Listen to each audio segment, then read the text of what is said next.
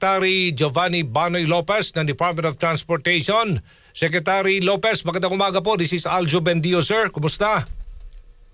Magandang umaga po, Sir Aljo, at sa lahat po ng iyong taga-subaybay po. Opo, okay.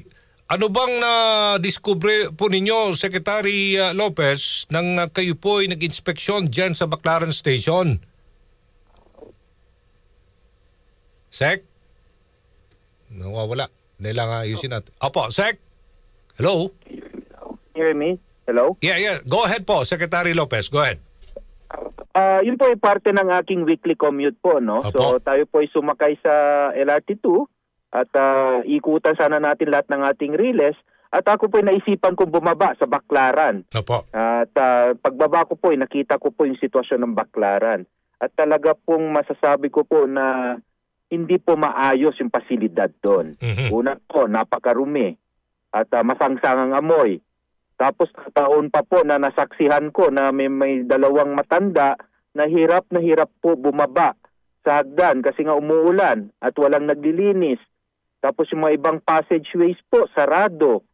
So tapos nung ako po tinignan ko yung palikuran, wala pong tubig. Nung aking tinanong yung station manager, sabi niya 4 na taon na pong walang tubig. So yun po yung mga aking naobserbahan at nakita po, Sir Aljo. Opo. Sa mga report na lumalabas, suminit daw ang ulo po ninyo. But this would only reflect genuine concern lang ng mga riders ng LRT1. Tama ho ba, Secretary Lopez? Out of frustrations po talaga po uminit ang ulo ko sa sitwasyon. Talaga pong kung nakita nyo lang po, kayo po mismo ay talaga po mag-iinit ang iyong ulo. At sinabihan ko po sila na kailangan naming sabi ko nga po, ano ba problema? Napaparating ba sa upper management ninyo yung problema at gawin natin ng solusyon? Opo. At wala po yatang normal na tao, Kuya Aljo, na magiging masaya sa kanyang nakita. At hindi ko rin po pwedeng gawin at tapikin sa balikad yung station manager at sabihan siya na job well done. Oho. So, hindi rin napansin nyo rin na hindi matapos-tapos yung konstruksyon ng passageway, paakyat at bababa ng Baclaran Station? Matagal na ho ito po. Opo. Isa rin po yun sa kita, sabi po nila, March pa po nagsimula yung construction. Siguro parte ito ng kanilang modernization ng Baclaran Station. Pero ang issue ko nga po, ba't walang nagtatrabaho? Sabi nila may nagtrabaho daw kahapon. Tinanong ko pag ilan, sabi nila 3 tao daw. Sabi ko, kung 3 tao, kailan pa matapos yan? Mga 3 taon. And ang nangyayari po ngayon, yung mga commuters po natin na galing po dun sa parting kung saan ginagawa yung passageway, kailan pa tumawid sa kabila. Paano pa bumuulan? Baha. Paano makakasakay? Ang hirap po. Ang hirap sitwasyon ng ating mga commuters. Naintindihan ko po kayo, Secretary Lopez, no? Talagang nakakainit ang ulo po yan. So pag-aralan din yung paglalagay ng elevator, Sec, sa naturang istasyon para sa at least man lang kaginhawaan ng mga commuter, lalong-lalo na ng mga PWD at senior citizen?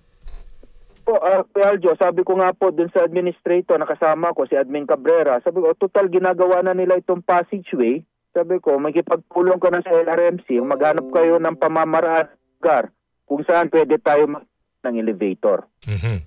Ngayon naman, early on Thursday, yung Workers Union nga ng LRMC ay nanawagan po daw sa inyo na mag-issue ng public apology dahil televised po ito, yung conversation with Baclaran Station Manager tungkol po dito sa di umano'y poor condition nga ng LRT1 station. Ano po reaction nyo dito, Sec? Sir Aljo, no, I will not issue an apology po. And I will tell you why po. Una po, hindi po akong pinahiyang tao. Wala akong ininsulto, wala akong binastos. Kung sila man ay napahiya, ay dahil sa kalagayan at estado ng kanilang istasyon. Kung kailangan ko po humingi ng tawad, paumanhin at pagpapasensya, hihingi po ako sa libo-libong commuters ng LRT1 na ilang taon na po nagdurusa sa ganitong estado at kalagayan ng Baclaran Station. Sa kanila po ako hihingi ng patawad at paumanhin. Sila lang po at wala nang iba, Kuya Aljo. Opo. Tuloy-tuloy lang po ang inyo pong pag-inspeksyon sa lahat po ng mga facilities po na pinatatakbo ng DOTR para malaman po natin kung ano talagang problema pa ng pampublikong transportation, Secretary Lopez?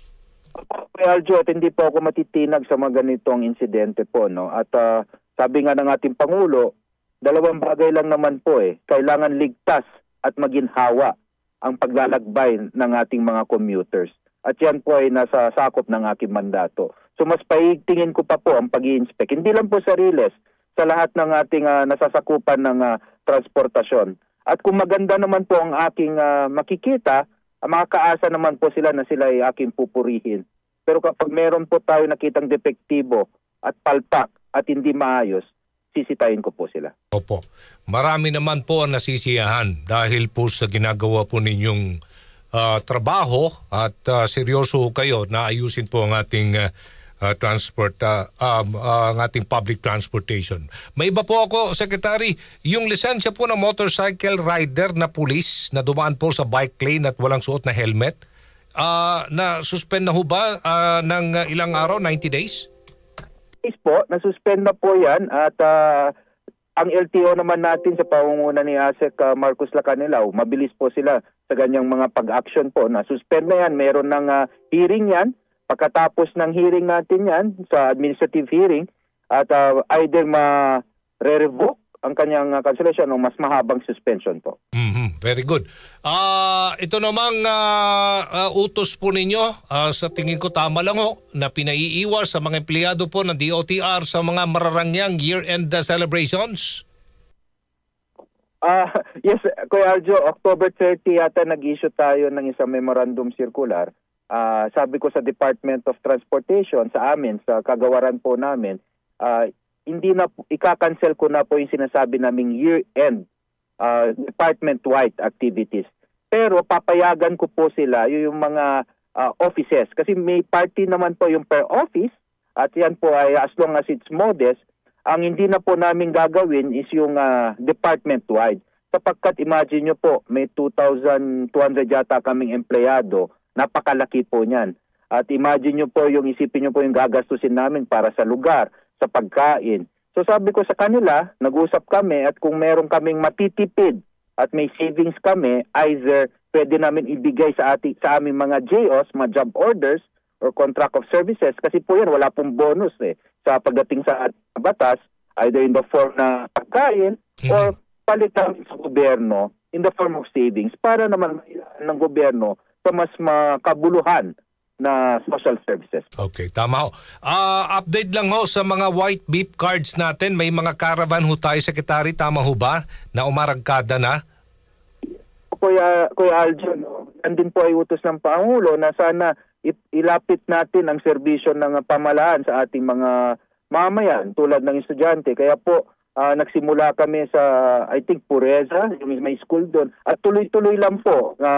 Last week yata, pumunta din kami sa Lasal para po mas mailapit namin ang serbisyo ng pamahalaan sa ating mga estudyante. Opo, mensahe na lang, Pangulo, mensahe na lang, Secretary, na wala ho kayong intensyon na ipahiya yung LRT-1 na station manager at ilang pa mga opisya ng mga empleyado po ng LRT-1. Go ahead po sa inyo pong ginawang pag-inspeksyon po sa poor facility ka nga dyan sa Baclaran Station. Secretary.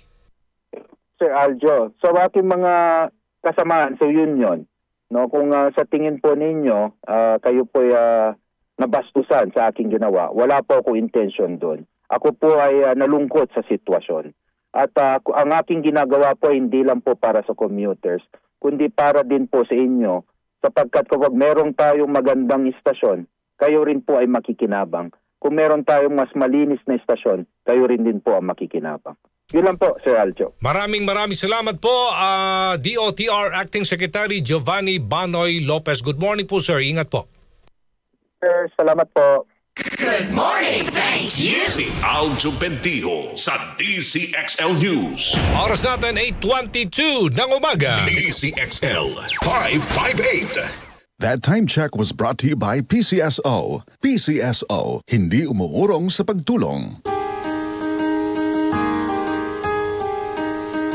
Hindi umuurong sa pagtulong, kawang-gawa sa lahat sinusulong. PCSO, PCSO.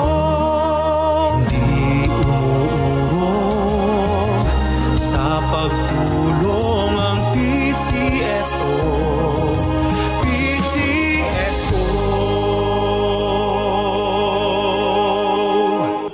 Si Mommy at si Washing Machine believe sa Pride Washing Machine Detergent. Hello, Washi! Hello, Mommy! Laundry day na naman. Ready ka na sa mancha, chocolate, putik, libag?